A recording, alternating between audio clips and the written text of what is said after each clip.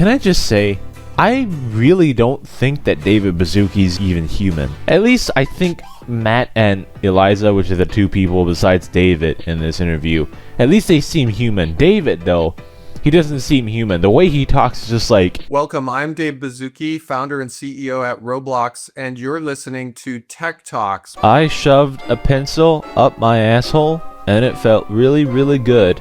10 out of 10 would experience again. Jump up loud in the groomer groove, take a job and be on the move. And one of the things we know about our community is, we have a global UGC community of creators that, as you said, are just explosively creative. Yes. Very, very creative UGC creations. Go on. I think I see the vision. For super sensitive topics that families might have very different opinions on, we just can't guarantee that stuff is handled in a developmentally appropriate way on the platform. So what she's saying is, hey, listen, we can't be fucked. So if your child sees something fucked up that may or may not hinder their developmental cognitive abilities in the future, it's entirely your problem, bitch. Which, granted, there is like some fault to be had on the parents if they actually don't monitor anything, but some accountability has to be taken by Roblox, because at the end of the day, Roblox is and always will be primarily a kids platform.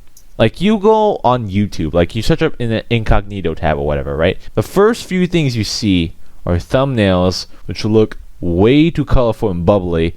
No sane adult would click on them unless they have like fucking autism like me. Then yeah, maybe they might click on them, who knows. And so we're giving parents the choice to either enable access to games that are primarily themed on those topics or not. That's in the parental controls now. Yeah, you can disable like the over 13 age rating all you want, but at the end of the day, some games, their age maturity ratings are still handled by the developers of those games. And if the developers can't be fucked to set the rating appropriately, your child is gonna, see some Epstein Island stuff going on right there, all right? One way of looking at this is, I think a lot of the challenges that other messaging and social media platforms have had is that those platforms were built from the beginning for adults. Roblox, on the other hand, Dave, obviously, as you know, like from 20 plus years ago, there were kids on the platform back then. And so the ethos of how Roblox has been built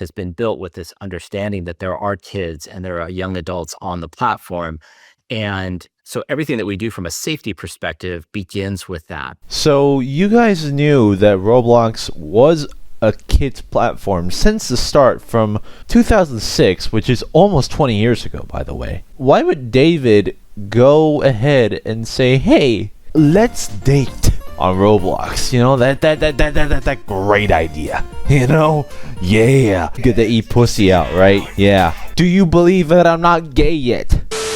I want to start off by saying that I think that there are lots of people outside of Roblox who really have the best intentions and the welfare of our community at heart. We all want to keep Roblox safe. Yes, that is the main point here. Go on. But then we saw something change. What we saw is that some of these groups started engaging with the community in ways that violated our policies. Oh, and you lost me. You blue balled me. So what's the so-called reason for why they say that this is a bad thing? They would go and create accounts on Roblox claiming to be a child. And then they would enter into game servers and they would go and start asking everybody around them, how old are you? And they were seeking out adults. I don't know why he says, and they were seeking out adults. Like that's a bad thing. Like what? Did you want them to seek out children? Is that what you wanted to hear? Like what? And they would try and use those conversations to simulate. Matt, is this anecdotal? Because I know we have chat logs for all chat on Roblox and historical records. Are you able to kind of take a look at this? I just love the fact that David had to personally cut off Matt there, because he thought that, he was going from like a personal level, and he didn't want to ruin like the reputation of Roblox even further by just saying that, oh, hey, we make this shit up, okay? We want to actually refer to actual analytics from our end. We don't want to seem like we're making shit up here. So he could like cover his fucking tracks. Some great thinking. Thinking on his feet there, buddy. They would then video, they would report to the police, and then only after would they let Roblox know.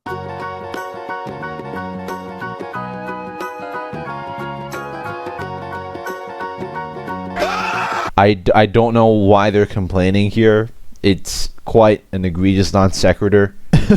Okay. And number 3, waiting to tell Roblox when they identified violative behavior. Yeah, you know, they wait to report this stuff to Roblox, right?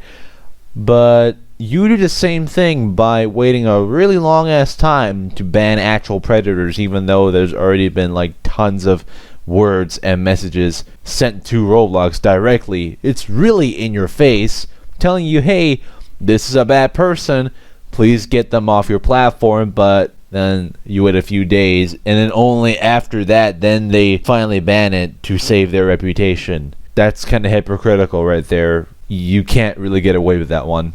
So while I think some of these groups started off in a really good place, the actions that they were taking were putting our community at greater risk and were violations of our policy. Shut the fuck up. And we report a lot of stuff to law enforcement when we find stuff that crosses a line and becomes illegal. And, you know, one of the things is when we report stuff to law enforcement, yes, we don't publicize that. And we don't publicize it mainly because we want law enforcement to make the decision about what is illegal and what is not. And we leave it up to them. You know, we don't want to pass judgment on our own without getting law enforcement involved. And that's why we're quiet about those things. Oh, sorry. You caught me talking up my ass for a moment there. Real answer? We keep the under the rug because if our investors saw that Roblox stock is gonna take a oh boy, it would be bad for a stock, man. These actors that were coming on the platform, they were reaching out to dozens and dozens of people, and the vast majority of those people were not responding to those engagements. They were normalizing policy violations on the platform. They were harassing people and creeping them out. You claim that they're harassing the people. This has the same amount of substance as the yandere dev excuse for when a 16-year-old traumatized a 35-year-old balding man. You really don't have that much substance to go on about because the adult is an adult. They can easily block a child, or at least an adult pretending to be a child in like a supposed sting operation, right?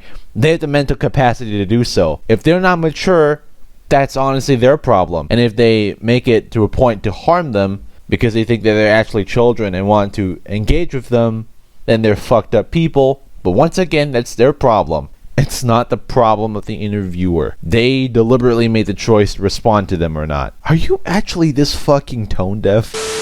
We hear about Matt, you and Eliza, you know, more from a defensive thing, although much of what we do is offensive. So the question is, are we doing enough? And, you know, is there more we can be doing? I can go into Roblox right now and I can search up R63, which is basically like the R34, but like you won't find any results, okay? You know, that's pretty good. That's pretty good, right? You just search up R6 and you can find that same nasty shit on Roblox, regardless of the fact. So really not enough has been done.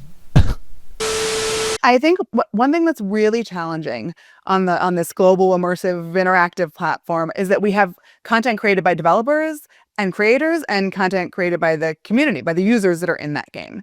And one thing that we really try to do is be fair to our developers and to not moderate them for the behavior of their users, right? That doesn't seem fair at all. Then we're taking a game down because users were in it behaving badly. No, I think it's completely fair to moderate the developers of these games because it just shows that they don't really give a shit about whatever the fuck's going on in their games, which therefore inadvertently harms more of the users. So I don't know where she's coming from with this angle. Like, she's just trying to suck Alex Neutron's dick right now. And that's saying a lot because she looks like a fucking lesbian, but whatever. I mean, the Meep City Diddy and rape parties are so widespread that if you search them up on like Google Images, the first few like popular images are a bunch of like inappropriate shit going on.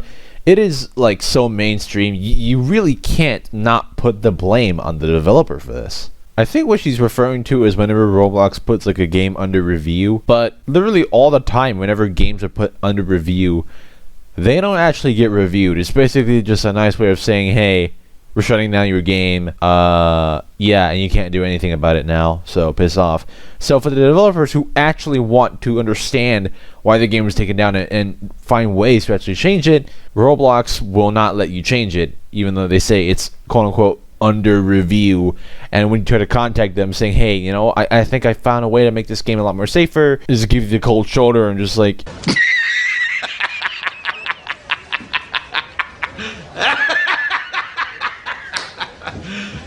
You serious?